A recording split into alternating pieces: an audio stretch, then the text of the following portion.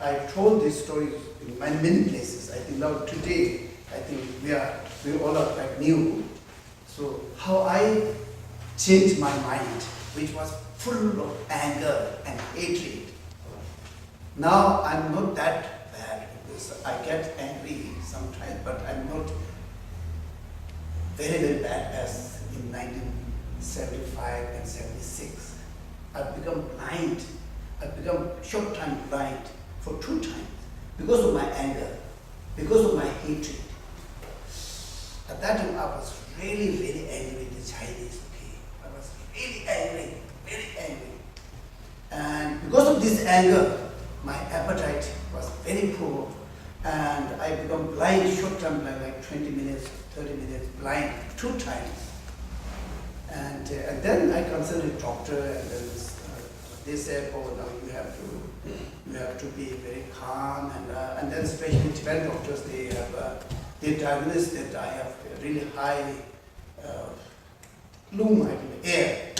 In Tibetan is air, a disease which is really pumping me. Okay, and because of hatred, anger, and yes, I know that I really give immense suffering to my mother. Because of my anger, I give really, and then I lost many of my good friends during that time. Yes, all just disappeared, and I was really alone. I was studying Buddhism, and we were debating about compassion and loving kindness and everything. We were debating, but these are very far from me. They are very far from me, and of course I was Buddhist. And I was a monk, and I was also studying Buddhist philosophy, but I cultivate this anger since like childhood, how I struggled, how I escaped, how I encountered so many problems by being a refugee boy. And because of this, I have huge anger. And then in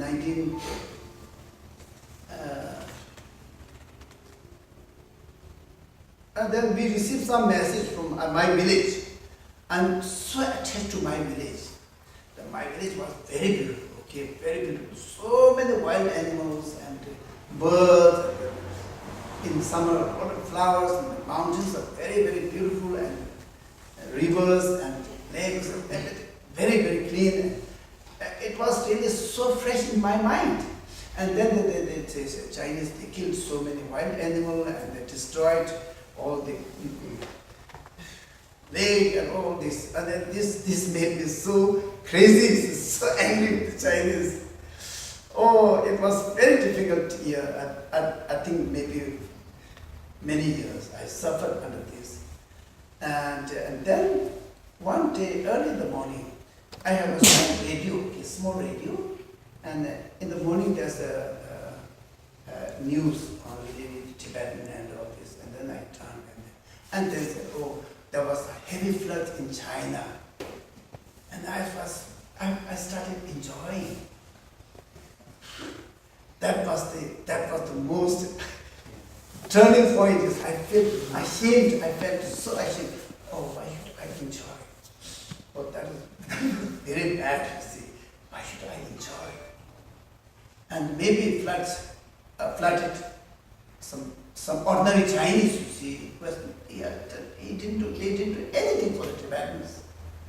And also all these problems are caused by some politicians, a very handful of politicians. But normal Chinese are like us, also looking for happiness and don't want to suffer.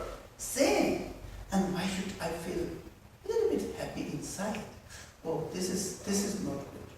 And then starting from there, then I started thinking, why I'm angry with the Chinese? Why I'm angry with the Chinese? And then I started feeling ashamed of myself. Why? Because if I get angry, the first question is, if I get angry, what difference does it make for the Chinese? It doesn't make any difference for the Chinese. How stupid. It doesn't make any difference for the Chinese. And most of the Chinese, even they don't know whether I'm existing or not, you see. What is the use of getting myself angry? Sleeping mother and torturing myself, and then what is the use, you see? It doesn't make any difference for the Chinese. Even they don't know whether I'm existing or not. I'm torturing myself to see how stupid this mind is. How stupid that mind was, you see.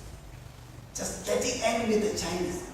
As if I'm doing something very truthful or something very relevant things. You see. Actually, it was totally irrelevant. It doesn't make any good for either to Chinese, neither to Chinese, nor to me. And especially I'm torturing my families, my mother especially. And I said, oh, now this is really stupid. I did a big mistake, getting angry with the Chinese. I did a big mistake, so I should not do this. Okay? I feel ashamed, you see. And then I started changing my mind. Oh, it was a long journey, you see. After 11 years, then my anger went down. Still I got angry, but not as high as it was in 1975 and 76. And then whole my expression coming out become much better. Now these days, people think that I never get angry, but of course I get angry, but my anger is really very, very, very low, see, almost like invisible. So if you see from there, I think it is possible.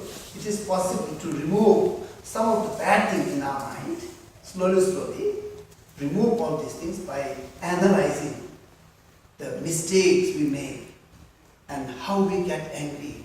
Is there any concrete point? If I get angry, what is the point? Does it make some nice or positive things to either to China or to me? It doesn't make any good for both sides. And then there's no point. With these logics, and slowly, the anger which really almost destroyed me, made it thinner and thinner. And after 11 years, I think I made a little progress. And that little progress made me much happier.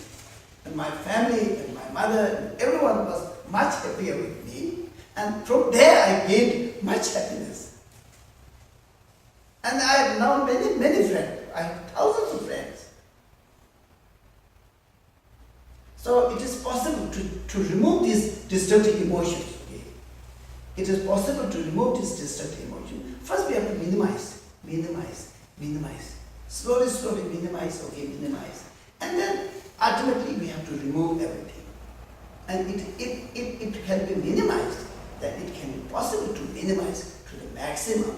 And then it can be removed. It is possible. So in this way, cultivation of compassion or the loving kindness is possible. Why? Because we can remove all the destructive emotions. Hatred is one of the worst elements to cultivate compassion towards another sentient being. Once we have hatred towards someone, and then to cultivate compassion to everybody is impossible. So you just see, I just explained in a very short way, but how I struggled with anger and tried to cultivate patience and tolerance. It took a lot of time, and still I'm struggling. Still I'm trying to minimize, and I know now I can say that, okay, all the destructive emotions which are antidote to compassion or loving kindness, it is possible to remove. If it is possible to remove all the antidotes, and then it is possible to cultivate or transform our mind into loving kindness and compassion. I conclude in this way, in a very short way. So what you will see about this? Is there anything you need? More clarification? So we covered 1 hour, and you need to ask some questions, practical questions, and based on your experience, based on your understanding, and based on your experience, just we have to be very honest. Okay? I'm not omitting all the things what I know. I just try to tell what I really need to tell, based on the topic. Yeah. So you just ask me a question.